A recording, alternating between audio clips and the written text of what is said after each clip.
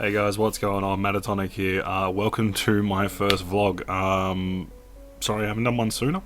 I figured I'd, well, given it's 5 o'clock in the morning and I still haven't slept because, well, reasons. Yeah, I figured I'd at least do one for you guys and, yeah, at least that way I can sort of communicate with you guys, see how things are going. But look, I did want to thank you guys for sticking with me this far and, you know, for the few dedicated viewers that I actually have. It's been a blast so far. I'm happy sharing my content with you guys, and I'm glad that you guys are liking it in the overall side of things. We've had a couple of dislikes, but for the most part, we're good. I did want to address a matter that's actually fairly, I guess you could call it important to me. We've seen a lot of anxiety-related illnesses and post-traumatic stress, depression, and it all seems to be like piling up a lot with people lately. And I figured I'd just sort of share that with you a little bit, and hopefully maybe raise some awareness as to sort of what it's about, you know, how people are feeling, and depending on how we go, possibly some of my personal issues with depression and PTSD and anxiety and a whole heap of other crap.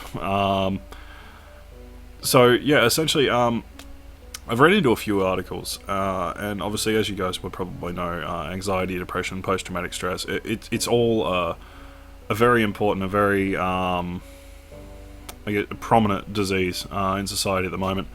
It works out, I think it was in Australia, there is, like, per year, there's over 1 million anxiety-related cases that are popping up. I think it was in the States, there's 7.7 million people with PTSD per year. Which, it's a ridiculous number, it really is. Most of these go undiagnosed, but, I mean, if they do actually get diagnosed, there's only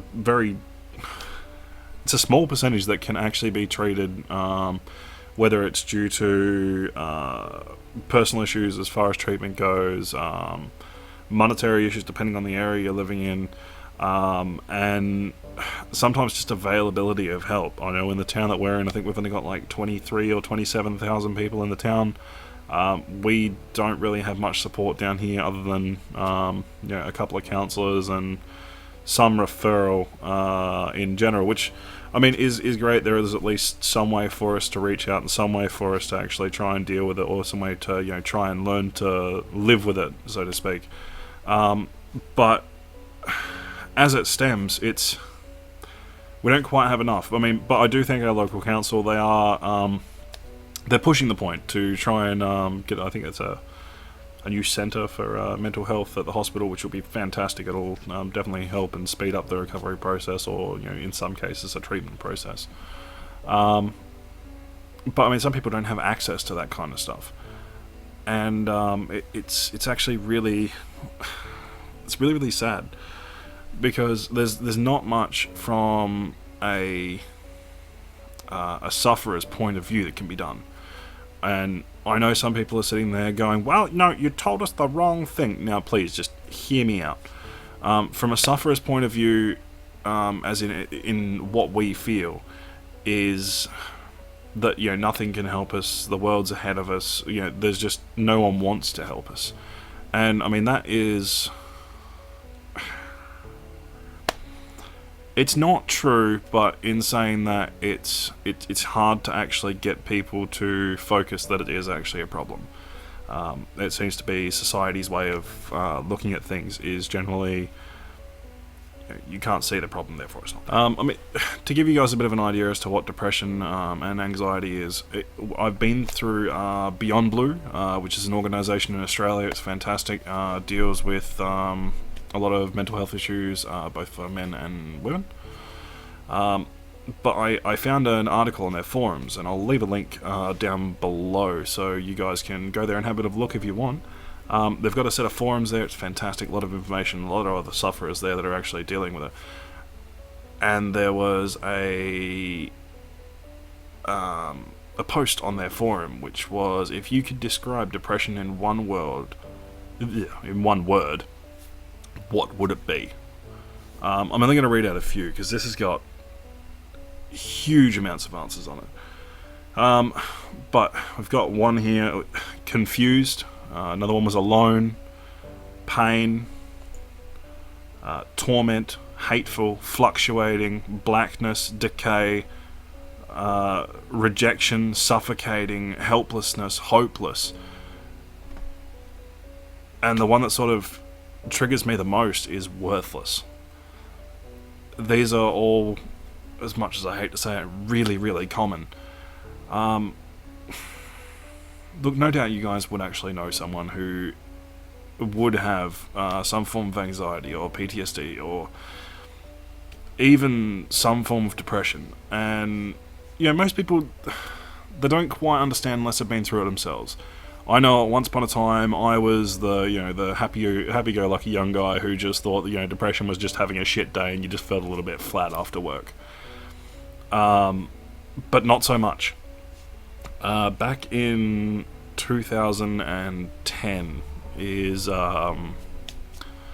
that's when my PTSD kicked in. My depression took off like there's no tomorrow, and my anxiety was through the roof. I had a beautiful 16-month-old boy who sadly, while he was in bed, well, supposed to be in bed anyway, him and his brother were playing and he managed to get himself caught in a curtain cord.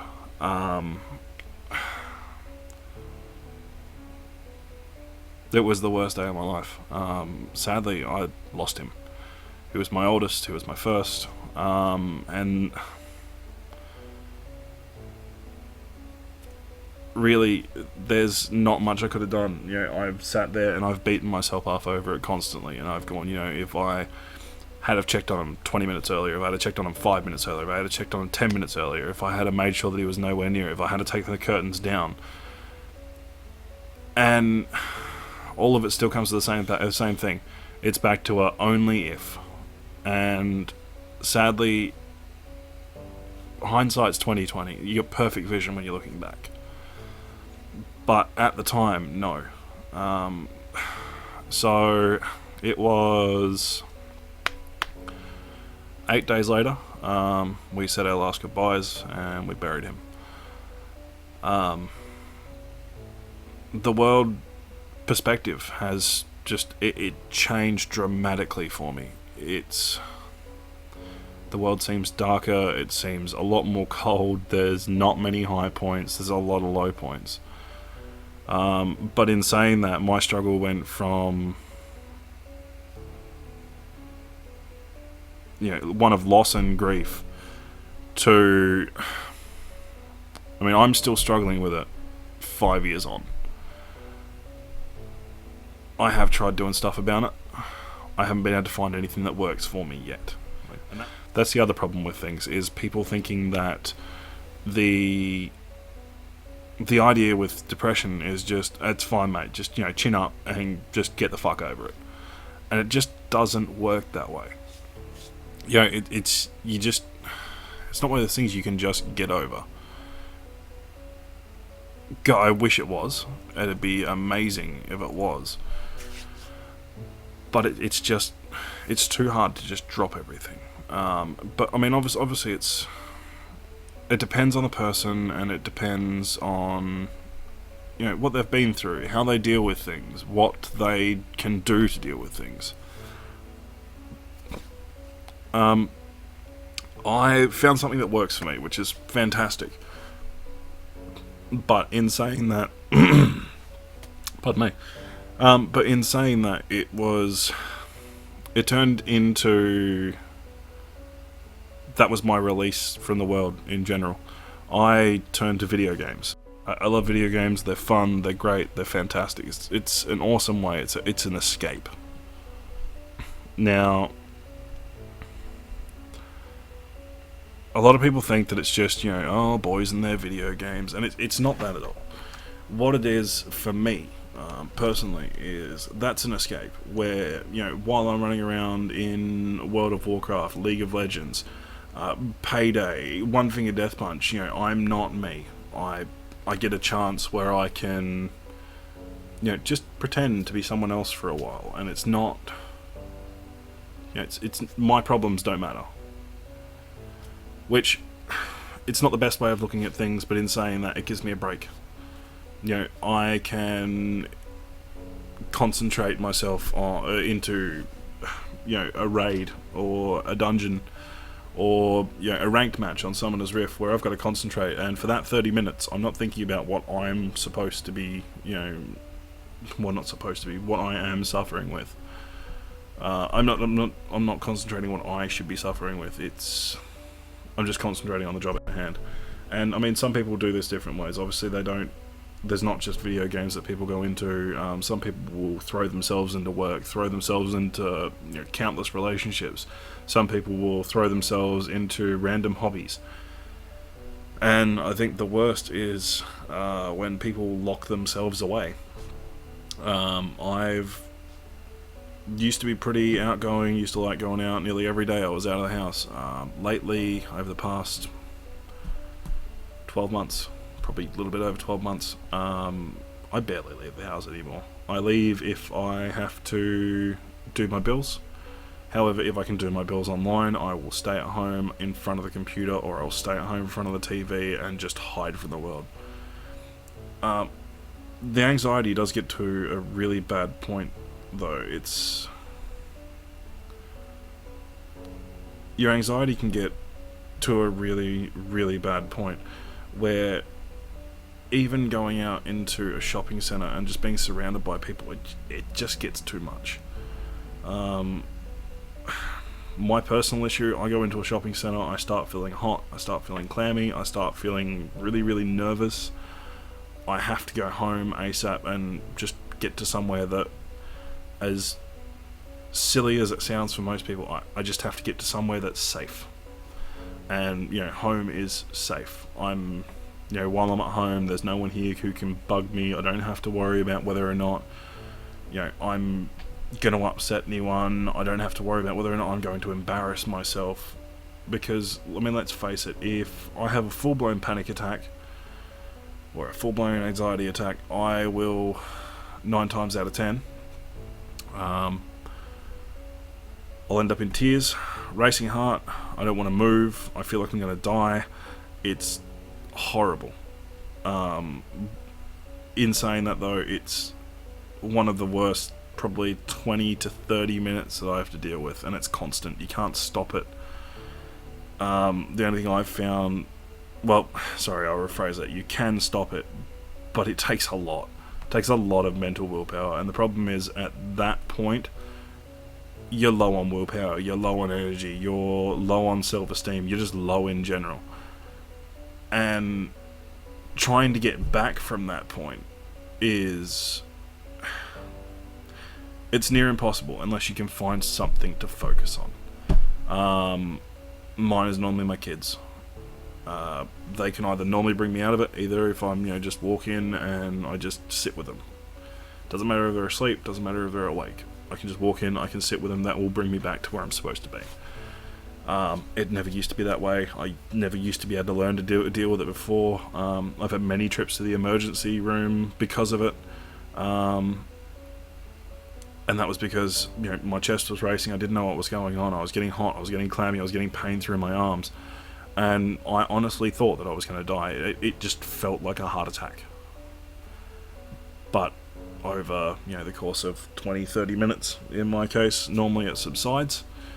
The problem is then you are out of energy for the rest of the day. I normally, if I have a panic attack, I will probably fall asleep within about an hour afterwards. There's not much I can do about it. I can't stop the feeling of I just need to sleep. I can't stop the tiredness. I can't stop the anything really. But you just need to try and find something that will bring you out of it. And look, I think it's great that we're starting to get days like the Are You OK Day. But I don't think that we should have it just stuck to a single day. There should be, you should be asking people that all the time. If you see someone struggling, you can see someone who's like mentally drained and they look like they don't want to be there, or they start to withdraw themselves a fair bit. Walk over and just say, hey, how's it going? Start a conversation with them. Some days it could just be that person doesn't have any friends and they just want to try and make friends, but they're not sure how to do it. Others, it could be nearly as bad as the person's just like, you know what, this is my last day here, I don't care. And no, by that stage, I don't mean the job. You know, it does get to the point of self-harm or, dare I say it, at some stage, suicide. It can get to the point that you feel that worthless and that helpless and that infuriated with yourself and that much of a failure that you just don't see a point in being here. I've been through it myself, and it's not a nice place. Look, all I'm going to say is if you do have any of these thoughts, or you do have anything that's troubling you, you feel depressed, you feel anxious, you feel just low, speak to your GP, speak to a family member, speak to anyone. Ring Beyond Blue or your local counselling area, or anyone who deals with mental health. Don't be afraid to talk. People are always there to listen, especially if they get paid for it, which is great, because if people get paid for it, they want to be there. But mostly, just be yourself. In the end, you don't have to wait for the world. The world needs to wait for you. So just take your time, be yourself, and just smile. I know it's hard. I know it's very hard. But in the end, you can get through this, and you will get through this. It just takes time. One thing I want to leave you guys with is a writing. I can't find the original author for the life of me. I'm sorry. If it is indeed your writing, please, let me know. I will happily credit you in the video, and in fact, I would love to talk to you about it. But I found this on Facebook. It was doing the rounds, people were sharing it around, and I could sympathise with every single word in it. And essentially it reads like this. You asked me how depression felt, and this is all I could come up with. It feels like walking upstream through a current strong enough to pull me under 4 times over. There are others with me, and they're walking along the banks just telling me, just get out of the water. But instead of extending a hand to help me, they just move on and leave me behind. Every once in a while I find a rock that's strong enough for me to lean on, and I can rest for a bit. But the rocks are always getting tired of holding me up, and when they let go, I'm left drowning, thrown 50 feet back again. And nothing is harder than standing up in that current, when everything in you is telling you how much easier things would be if you just let yourself get dragged under. Alright guys, I'm sorry to end this on a somber note, but as always guys, thank you very much for sticking with us far. Like the video, like the channel, whatever. If you feel this is something that you can relate to, or something you think that people need to hear, by all means share it around. I just think this message needs to get out. Now, as always guys, I'll see you in the next video. Bye.